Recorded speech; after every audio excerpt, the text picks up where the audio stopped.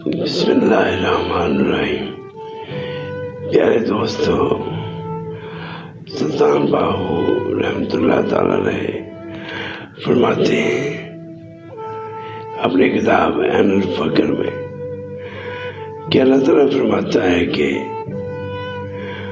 جو شخص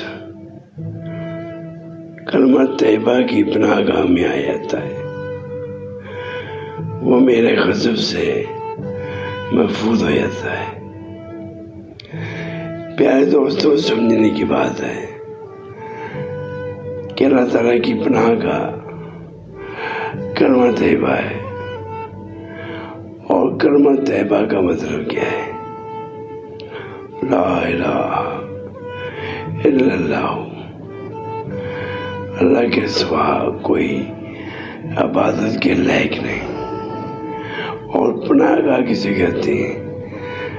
ایک محفوظ جگہ کو، یعنی پناہ، اللہ کی پناہ میں ہم تب آئیں گے جب کلمہ طیبہ پہ عمل کریں گے۔ وہ معبود ہے، اس کی عبادت، اس کے احکام کی پابندی ہے۔ تو پیارے دوستو، یہ بڑے غور کی بات ہے۔ خاص کلمہ پڑھنے سے بات نہیں بنتی۔ کلمے کا جو مطلب ہے کہ لا الہ الا اللہ، اس سے مراد یہی ہے کہ اللہ کی عبادت جو ہے وہ اللہ کے احکام کی پابندی ہے، اور وہ محفوظ پناہ گاہ ہے۔ اللہ تعالیٰ غصے میں کب آتے ہیں؟ جب اس کی نافرمانی کرتے ہیں، لیکن وہ اپنے محبوب پاک صلی اللہ علیہ وآلہ وسلم کا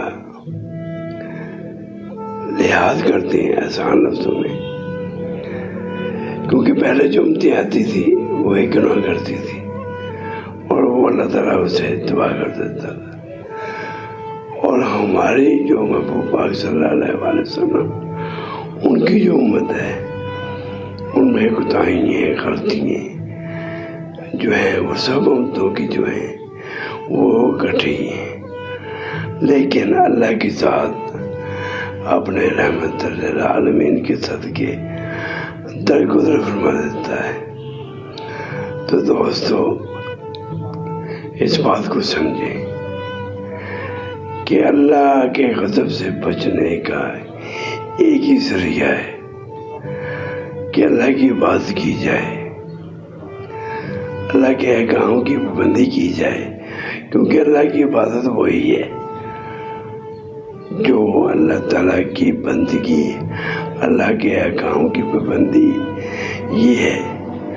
پورا قرآن پاک ہے، وہ عبادت ہے۔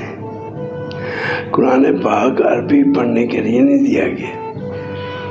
جو اللہ کے احکام ہے، جس طرح اللہ نے حکم دیا ویسے کرو، تبھی اللہ کی عبادت ہے۔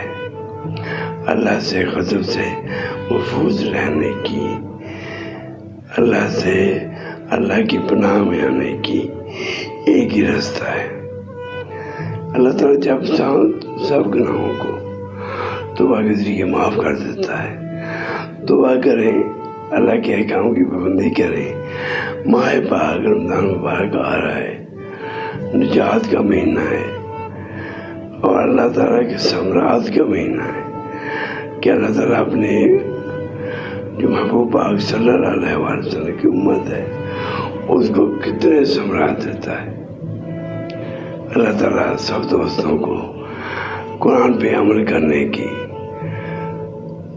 توفیق عطا فرمائے۔